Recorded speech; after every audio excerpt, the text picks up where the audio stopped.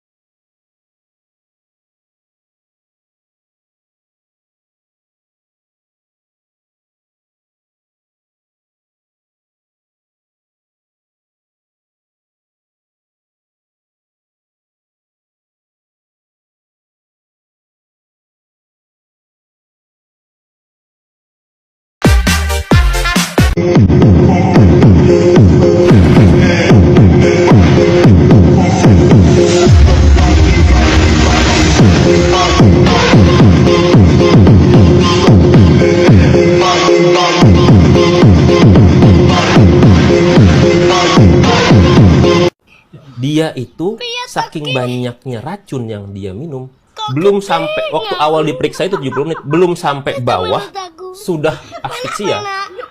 Jadi sudah langsung kehabisan napas, karena kalau kita lihat di videonya 2 menit setelah minum langsung kolaps. Saking banyaknya racun di situ, dia tidak bisa lagi bertahan untuk bisa menahan efek racun itu. Nggak perlu tunggu lama. Nggak perlu tunggu lama. Siapa yang bisa mengkoreksi kalau harusnya polisi melakukan otopsi atau dokter melakukan otopsi, dia tidak melakukan otopsi? Siapa yang melakukan kontrol ini, koreksi ini? Siapa? Kan ini semua akhirnya nanti ujung-ujungnya kita serahkan kepada majelis hakim. Muncullah bahasanya Pak Sisno, tidak ada akar, rotan pun jadi. Kalau begini nih bukan pendidikan pada masyarakat. Karena ada banyak pertanyaan. Karena terus terang saja, berkas perkara ini kan awal mulanya semua dibuat oleh polisi. Itu bahan baku pertama yang dibuat. Jadi dia harus objektif. Polisi ini harus dikontrol menurut saya. Nggak bisa kontrolnya seperti yang dilakukan oleh Pak Otto di belakang. Nggak bisa, menurut saya harus di depan, on the spot. Kalau tidak, itu yang saya maksud dengan tirani penegakan hukum. Karena penegak hukum ini ternyata bukan penegak hukum, pemain juga. Bukan hanya para pihak, pemain. Tadi abang saya sudah bilang, udah mengatakan, wah kalau begitu Anda mendasarkan pada klien propaganda. Nah, kita sudah masuk pada keadaan kritis yang seperti itu.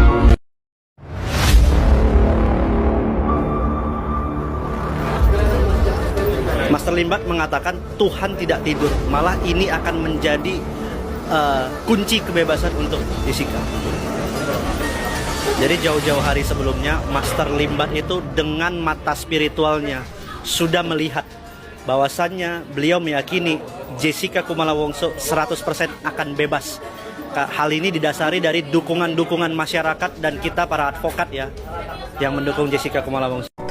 Jessica ini berarti bisa kita katakan ini Mirna ini tewas karena dibunuh begitu. Apakah Anda marah kepada siapapun yang membunuh Mirna? Iya, sangat marah. Kenapa membunuh Mirna? Mirna itu bukan orang yang saya pikir untuk akan dijahatkan sama orang. Dijahatkan saja tidak ya, apalagi dibunuh, saya nggak ngerti itu kenapa. Jadi Mirna adalah orang baik yang Anda kenal? Ya, sangat baik sekali.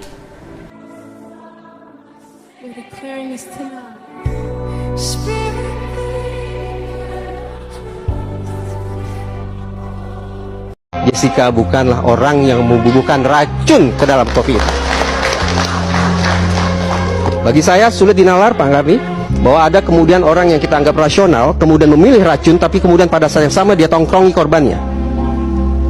Tidak masuk akal. Sekali lagi, penggunaan racun dipertimbangkan, dia pakai racun karena dia ingin mengambil jarak sedemikian jauh dari korbannya. Lantas apa poinnya dia menggunakan racun? Tapi sekali lagi pada saat yang sama justru dia tongkrongi korbannya, dia biarkan saksi mata melihat perbuatannya, dia biarkan kemudian aksinya terekam oleh kamera. Bagi saya sulit untuk diterima oleh akal sehat. Lantas, kenapa kemudian seolah-olah sorotan kita bahwa si pelaku ini tak lain tidak bukan adalah J. Kenapa terus-menerus kita memusatkan perhatian kita? Bahkan tidak hanya memusatkan perhatian. Kenapa kita terus-menerus sudah menghakimi J adalah si tersangkanya, dan seolah-olah suatu saat dia juga pasti akan menjadi terdakwa, dan bisa dipastikan dia suatu saat akan menjadi terpidananya. Menurut saya ini sebuah kesesatan berpikir atau bias kognitif yang terjelaskan lewat sebuah paradigma, Pak Karni. Kesesatan berpikirnya di mana? Karena korban ada di meja itu, dan karena lokasinya adalah meja itu, maka seolah-olah pelaku pun harus ada. Ada fakta menggelitik di adegan interview Edi Salihin, ayah almarhum Mirna. Produser bertanya apakah ia membawa senjata api. Edi Salihin menjawab iya sambil meraba saku celananya. Yeah, what? Produser yang terdengar cemas pun memintanya menyingkirkannya saat interview. Just keep it away and outside. Namun dengan santuinya, Edi Salihin meyakinkan bahwa senjata sudah terkunci, jadi jangan khawatir. No, it's okay, it's okay. It's locked. Adegan pun berlanjut ke Edi yang sedang memamerkan keahliannya menembak dengan berbagai gaya. Pada saat pemeriksaan ahli, ini ahli yang diperiksa. Pada waktu itu ditanyakan bagaimana sianida itu masuk.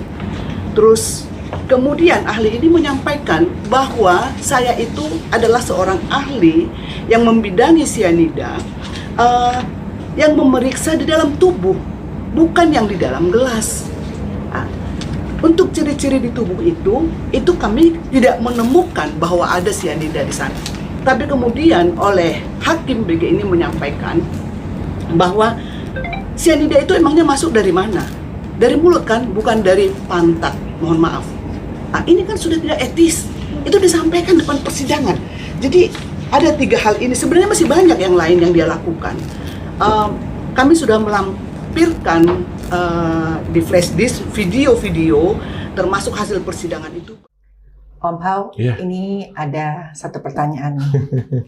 Belakangan ini, itu kan ada satu kasus yang udah lama sebenarnya, tapi tiba-tiba ya terangkat lagi di berbagai media dan menghebohkan lagi.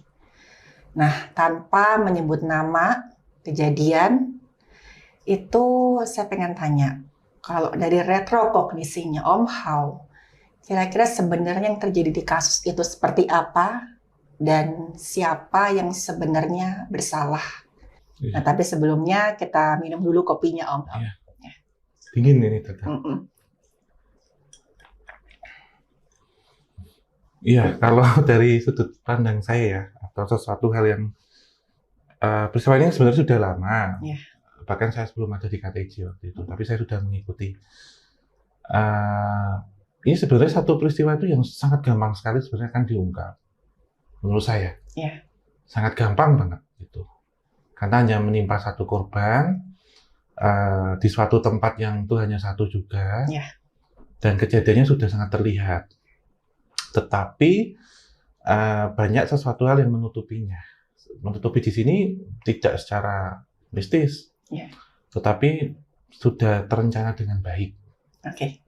Menutupinya, dan tentunya melibatkan sesuatu hal yang dekat dengan itu. Baik yang melakukan, itu sudah ada tutupannya di situ. Iya, berkaitan sesuatu hal yang dikemas rapi gitu dan tidak terjamah. Tetapi jika kita perhatikan secara halus lagi, banyak sekali kejanggalan-kejanggalan, Mbak. Gitu. Kejanggalan yang pertama, rasa empati. Benar.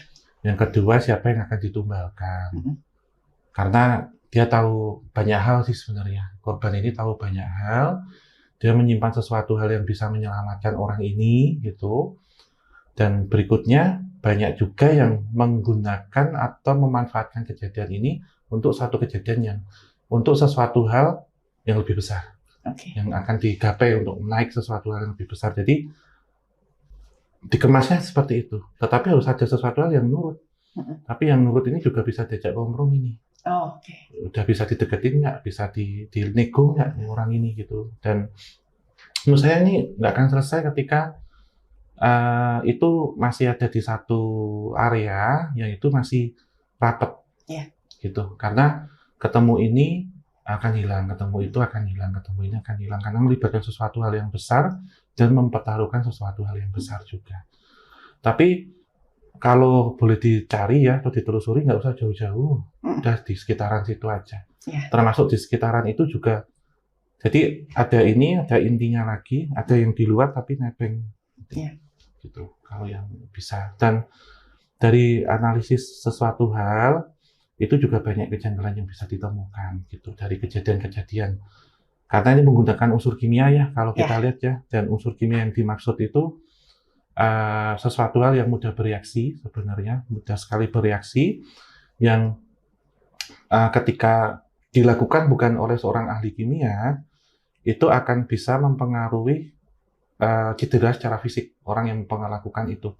Karena saya tahu, karena basic saya juga kimia, ketika mereaksikan senyawa yang dimaksud itu, kita harus ada di ruang asap, kemudian kita harus menggunakan APD, dan itu kalau kemudian dilakukan seseorang yang tidak kompeten di bidang itu, dia sudah cedera seharusnya, harus ada luka bakar atau apa. Itu. Dan akan terasa gitu. Orang mendengar ataupun mencium, meraba, karena ini bukan termasuk gas yang silent killer juga. Jadi kejanggalan-kejanggalan itu bisa menjadi petunjuk, tetapi dari semua data atau petunjuk itu bisa di stop gitu. Gitu. Itu sih, Mbak. Nggak usah jauh-jauh kalau saya tanya, dan motifnya juga tentunya tentang harta dan kekuasaan di situ. Tapi buruknya atau silakannya ada yang numpang di kasus ini gitu. Jadi udah deh, ini tetap ada, yang penting ini masih langgeng gitu. Karena berantai, muter kayak rantai setan aja gitu. Ya, kalau saya sendiri juga beberapa kali tanyain soal kasus ini, tapi kan ya ini di luar kewenangan saya. Tapi satu hal yang saya bisa bilang, Om Hao, Gusti mboten sare. Tuhan nggak tidur.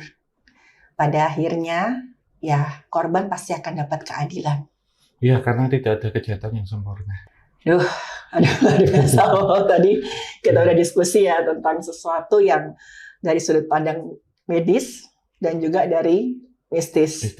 Oke, Om Hao. Halo semuanya, kembali lagi dengan saya Pablo Benua, hanya di Ray-Ban Unlock. Kali ini kita akan berbicara mengungkap kejanggalan-kejanggalan dalam kasus kopi sianida yang saat ini telah menghantui masyarakat, menebar begitu luas sehingga timbulnya berbagai opini di dalam ruang publik. Kejanggalan yang pertama adalah Mirna meminum secangkir kopi, akhirnya dinyatakan bahwa Mirna meninggal dunia. Sampai semenit atau 2 menit dokter keluar. Sudah memberikan keterangan? Mengabarkan sudah tidak ada. Katanya ditemukan sianida 0,2 mg. Sekeliling kita itu sianida banyak, Pak. Dari rokok ada sianida, dari orang membakar sampah ada sianida. Di kopi sedikit juga ada sianida, di teh ada sianida. Apa penyebab kematian daripada Mirna Salihin? Otopsi. Jenazah pelayan Mirna Salihin tidak mendapatkan autopsi secara keseluruhan. Tidak dilakukannya otopsi secara menyeluruh terhadap Mirna. Namunnya diperiksa 70 menit setelah itu oleh Laprim Polri mengatakan tidak ada sianida. Jika tidak ada otopsi, maka harusnya perkara tersebut tidak lagi berlanjut ke dalam peradilan. Untuk kita ketahui bersama bahwa Vietnam Drip yang kita buat kali ini menggunakan susu UHT. Dan selain itu juga di sini kita menggunakan espresso double. Bagaimana sih ciri-ciri seseorang yang mati akibat sianida? Selain itu, saya juga telah melakukan eksperimen terhadap manipulasi video yang disebut oleh Rismond Sianipat yang mengatakan ada rekayasa di sini. Dan hal tersebut terjadi di dalam video CCTV di mana Jessica terlihat sedang menggaruk-garuk. Karena ada gerakan-gerakan lain yang membuat fokus kita beralih. Ada kehilangan folder dari folder 11 hingga folder 14. Ada seorang hakim yang bernama Binsar Gultom. Itu hadir di dalam sebuah wawancara televisi swasta, di mana Binsar Gultom tersebut menerangkan bahwa hakim memutus sebuah perkara berdasarkan nalurinya terlebih dahulu, lalu menghubung-hubungkan kepada bukti yang ada di dalam persidangan. Jangan lupa untuk terus ikuti kami, Ray-Ban Unlock, hanya di channel YouTube Ray-Ban Entertainment.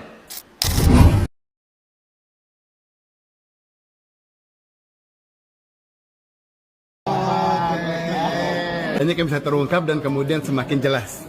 Ya, apalagi dengan justru bukti yang akan diajukan lebih baru di sini, justru akan mengungkapkan malah ketidakbenaran, karena nanti ada satu inti rahasia dari tampilan yang ada, itu bisa saya jadikan kunci untuk mengungkapkan benar apa itu benar apa enggak. Tetapi bukan urusan saya menentukan benar apa tidaknya, urusan saya mengungkapkan. Kita sudah mendapatkan kepastian bahwa bisa PK atas PK. Tapi yang jauh lebih penting sekarang ini saya mengkhawatirkan soal keamanannya Jessica. Karena kalau dilihat dari Netflix, ternyata walaupun hukumannya adalah 20 tahun penjara, sikap dari petugas itu seolah-olah ada hukuman tambahan. Ya, yang most possible ya dari itu aja tuh kemungkinan sih dia gara-gara penyakit lambung, luka lambung. Dan saya tanya dokter Slamet itu kan ada luka, katanya dia bilang itu karena korosi, bat korosi ya, dan korosi itu sianida itu ya. Tapi dia masalahnya sama dia diperiksa histopatologi, diperiksa mikroskop, dan hasil mikroskopnya apa? Radang lama. Soal racun sianidanya dong? Nggak ada.